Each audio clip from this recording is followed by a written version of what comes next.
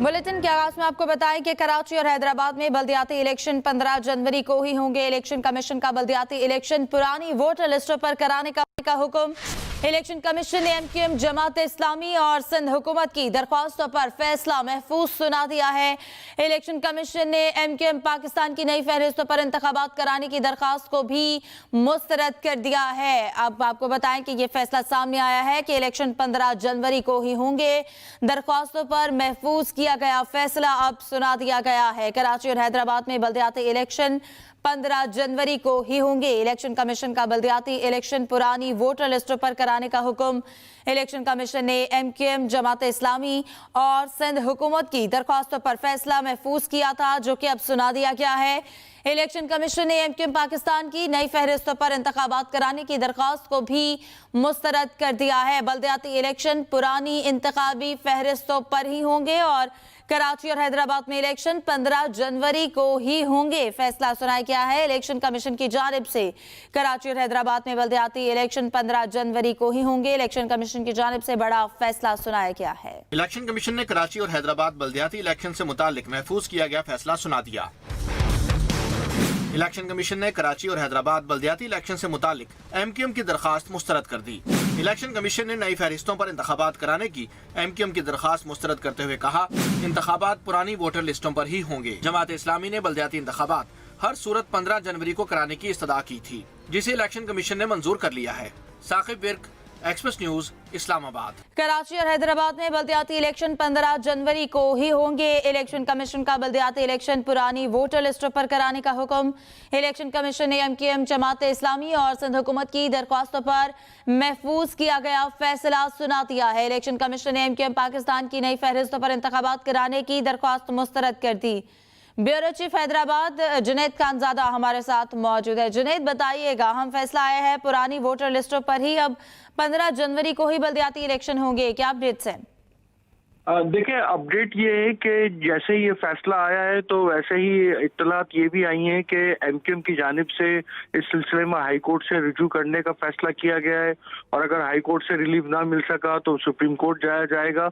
जबकि उसके अलावा पीएसपी ने अपना एक बड़ा इजलास आज शाम 6 बजे तलब कर लिया है, जिसके ऊपर इस फैसले के ऊपर गौर किया जाएगा। और लग ये रहा है कि कल हैदराबाद में होने वाला जो एहतजाज है एमक्यूएम की जानिब से और उसके अगले दिन कराची में जो एहतजाज हो रहा है उसमें पीएसपी, तंजीम बहाली एमक्यूएम और एमक्यूएम की जानिब से मिलकर बड़ा एहतजाज किया जाएगा।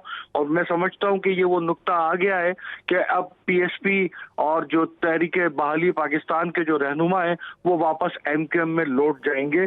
मैं आपको सिर्फ ये बताता चलूं कि जो ये दावा किया जा रहा है कि पीपुल्स पार्टी का मेयर आएगा, तो ये हैदराबाद में कुछ इस किस्म की सूरत हाल है कि हैदराबाद में 160 यूनियन कमेटीज में से सिर्फ 129 पर इलेक्शन होने, जबकि 26 यूनियन काउंसिल पहले ही पीपुल्स पार्टी बिला मुकाबला जीत चुकी है और 5 पर जो इस तरह की सूरत हाल है कि वहां पर चेयरमैन या वाइस चेयरमैन के जो कैंडिडेट थे उनका इंतकाल हो गया है, तो उस पर इलेक्शन पोस्टपोन हो गए।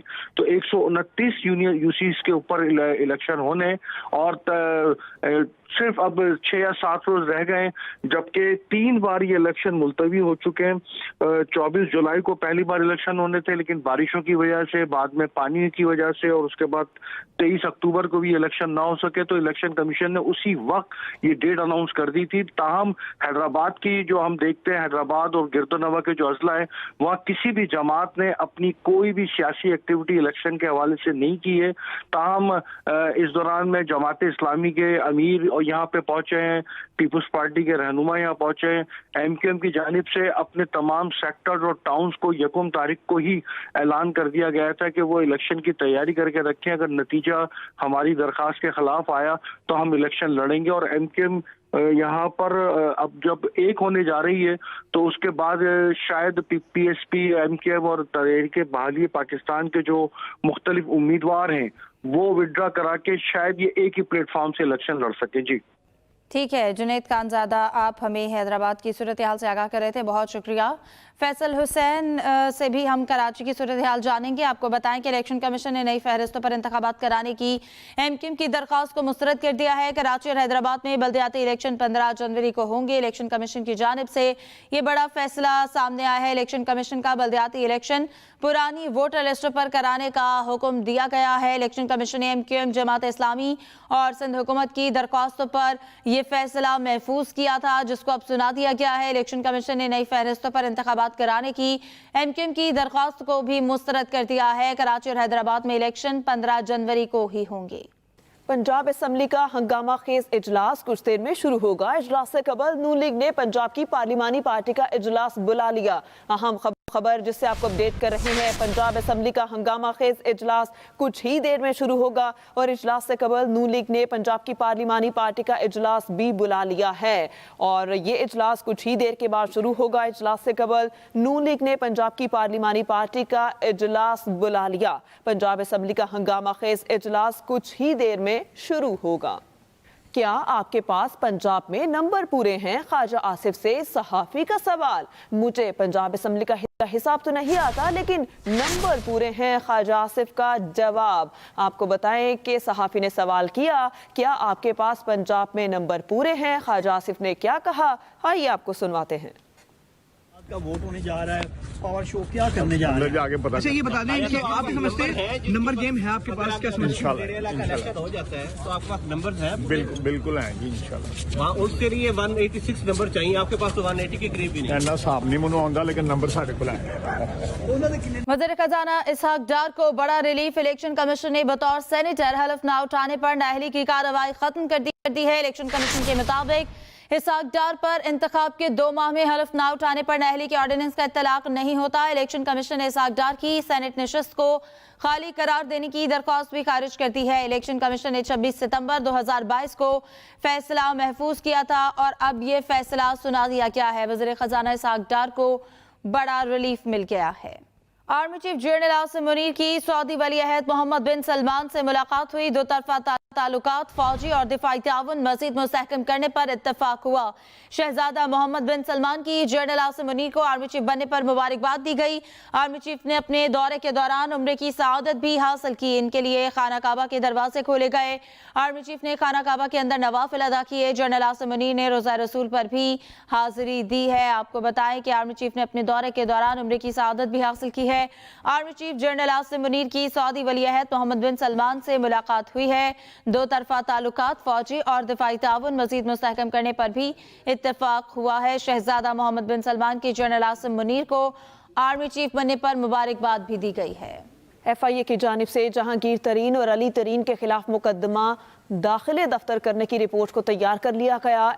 FIA की रिपोर्ट के मुताबिक जहांगीर तरीन और अली तरीन की कंपनी से दौरान तफ्तीश कोई भी गैर कानूनी ट्रांजैक्शन सामने नहीं आ सकी। जहांगीर तरीन और अली तरीन पर FIR में लगाई गई दफात धोखादही, जालसाजी साबित नहीं हो सकी। ओपन मार्केट से खरीदे गए डॉलर बैंक के जरिए और कानूनी तरीके से लिए गए, जिसका रिकॉर्ड सालाना रिटर्न में मौजूद है। FIA की जानिब से जहांगीर तरीन और अली तरीन के खिलाफ मुकदमा दाखिले दफ्तर करने की रिपोर्ट तैयार कर ली गई और FIA के रिपोर्ट के मुताबिक जहांगीर तरीन और अली तरीन की कंपनियों से दौरान तफ्तीश कोई भी गैर कानूनी ट्रांजैक्शन सामने नहीं आई।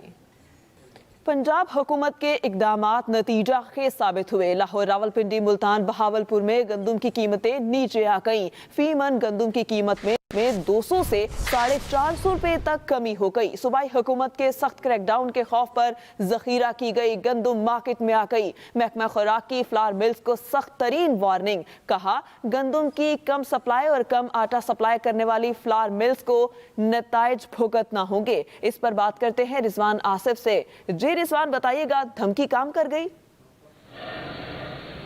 जी बिल्कुल ठीक कहा है कि गुज़िश्ता कई रोज़ से पंजाब के अवाम जो है वो सरकारी आटे की तलाश में मारे फिर रहे हैं। कहीं लाहौर समेत बड़े शहरों में कहीं भी सरकारी आटा जो था वो वाफर मुकदार में दस्तयाब नहीं था, जिसके बाद वज़ीर आला पंजाब चौधरी परवेज़ इलाही ने हंगामी तौर पर इजलास मुनक्किद किया, जिसमें उन्होंने 3-4 अहम फैसले किए हैं, जिनमें सबसे बड़ा फैसला ये है कि आज से पंजाब की फ्लोर मिल्स के कोटे में 5000 टन का इजाफा कर दिया गया है। आज से पंजाब की फ्लोर मिल्स को 21,000 की बजाय 26,000 टन जो है वो सरकारी गंदम फराहम की जाएगी, जिससे कल से पूरे पंजाब की ओपन मार्केट में और 800 से ज्यादा सेल्स पॉइंट्स पर 19 लाख थैले जो है आटा वो मौजूद होगा। इसके साथ साथ स्मगलिंग की रोकथाम के लिए वज़ीर आला पंजाब ने स्पेशल ब्रांच सरकारी महकमों और महकमा खुराक को ये स्पेशल टास्क दिया है कि जो सरकारी गंदम और आटा पंजाब से बाहर जा रहा है उसको हर हालत में रोका जाए। इसके लिए खुफिया दौरे की मदद भी हासिल की जा रही है, जबकि आज हर जिले में फ्लोर मिल्स को बुलाकर उनको इंतहाई सख्त किस्म की वार्निंग दी जा रही है कि जो भी मिल सरकारी गंदम की कम पसाई और सरकारी आटे की कम सप्लाई में मुलव्वस पाई गई उसके खिलाफ इंतहाई सख्त एक्शन लिया जाएगा, उसका लाइसेंस कैंसिल कर दिया जाएगा और उससे कारोबार की इजाजत नहीं होगी। इसके साथ साथ अभी तक लाहौर समेत 5 बड़े शहरों में सस्ता आटा की सप्लाई बेहतर तो हुई है, लेकिन हम उसे वाफर नहीं कह सकते। आवाम को अभी भी आटे की तलाश में मुश्किलात का सामना है। इस हवाले से आज पंजाब हुकूमत जो है वो इजलास कर रही है। इस वक्त भी वज़ीर आला पंजाब की ज़ेर सदारत एक अहम इजलास जारी है, जिसमें कि सरकारी गंदम की फरावानी को मजीद बढ़ाने और मुमकिन तौर पर वफाकी हुकूमत से मजीद 3 लाख टन गंदम लेने के ऊपर गौर किया जा रहा है। जी, मजीद गंदम लेने पर गौर किया जा रहा है। रिजवान आसिफ, आपका बहुत शुक्रिया। पंजाब हुकूमत के इकदामात नतीजा खेज साबित हुए। लाहौर, रावलपिंडी, मुल्तान, बहावलपुर में गंदम की कीमतें नीचे आ गईं। फीमन गंदम की कीमत में 200 से 450 रुपए तक कमी हुई। सूबाई हुकूमत के सख्त क्रैकडाउन के खौफ पर जखीरा की गई गंदम मार्केट में आ गई। पंजाब भर में सस्ते आटे की दस्तयाबी के लिए सेल पॉइंट्स में इजाफा किया है। वज़ीर आला पंजाब चौधरी परवेज़ इलाही कहते हैं कि फ्लावर मिल्स के लिए सरकारी गंदम का डेली कोटा 26,000 मैट्रिक टन कर दिया गया है। महकमा खुराक और इंतजामी अफसरान को आटे की सप्लाई और दस्तयाबी यकीनी बनाने के लिए हिदायत भी जारी कर दी गई हैं। गंदम और आटे की स्मगलिंग रोकने के लिए सूबे के खारजी रास्तों पर चेकिंग मजीद सख्त कर दी गई है। पंजाब भर में सस्ते आटे की दस्तयाबी के लिए सेल पॉइंट्स में इजाफा किया गया है। वज़ीर आला पंजाब चौधरी परवेज़ इलाही कहते हैं कि फ्लावर मिल्स के लिए सरकारी गंदम का डेली कोटा 26,000 मैट्रिक टन कर दिया गया है। महकमे खुराक और इंतजामी अफसरान को आटे की सप्लाई और दस्तयाबी यकीनी बनाने के लिए हिदायत भी जारी कर दी गई हैं। गंदम और आटे की स्मगलिंग रोकने के लिए सूबे के खारजी रास्तों पर चेकिंग मजीद सख्त कर दी गई है। वज़ीर आला पंजाब चौधरी परवेज़ इलाही की जानिब से पंजाब भर में सस्ते आटे की दस्तयाबी के लिए सेल पॉइंट्स में इजाफा कर दिया गया है। उन्होंने कहा है कि फ्लावर मिल्स के लिए सरकारी गंदम का डेली कोटा 26,000 मैट्रिक टन कर दिया गया है। पंजाब भर में सस्ते आटे की दस्तयाबी के लिए सेल पॉइंट्स जो हैं उनमें इजाफा कर दिया गया है। वज़ीर आला पंजाब चौधरी परवेज़ इलाही कहते हैं कि अब कीमतें इस तरह से नीचे आ जाएंगी। सख्त जो वार्निंग है वो काम कर गई। गंदम की कम पिसाई और कम आटा सप्लाई करने वाली फ्लावर मिल्स को नताइज भुगतना होंगे। इसी पर तफसीलात जान लेते हैं। हमें ज्वाइन किया है chairman flour mills association Asim Raza साहब ने। आसिम साहब, बहुत शुक्रिया आपके वक्त का। आसिम साहब, ज्यादा गंदम का कोटा जैसे कि वज़ीर आला पंजाब ने हुक्म दिया है, मिलने से मसाइल क्या कम हो जाएंगे? देखिए, ये तो कोटा पहले बढ़ जाना चाहिए था। ये ना बढ़ने की वजह से ये मसाइल पैदा हो गए। पिछले साल इन्हीं दिनों के अंदर अपना 25,000 और उससे पिछले साल 27,000 टन गंदम इशू की जा रही थी। ओवरऑल पंजाब के अंदर इस टाइम पे जो 25,000 या 26,000 टन का जो गंदम कहा गई वो कल से शुरू होगी और इस टाइम तक तो 22,500 टन है आज के दिन तक, और इससे पहले ये 21,500 थी और आज से सिर्फ एक हफ्ता पहले तक ये 18,500 टन दी जा रही थी, जबकि जरूरत थी पंजाब की मार्केट की तकरीबन 27,000 टन। तो जब ये गंदम आएगी तो एक हफ्ता 10 दिन लगेंगे मार्केट को फिल होने में। सही, जब ये गंदम आएगी तो एक हफ्ता तकरीबन लगेगा मार्केट को स्टेबल होने में। Chairman flour mill association Asim Raza साहब हमारे साथ मौजूद थे, बहुत शुक्रिया आपका।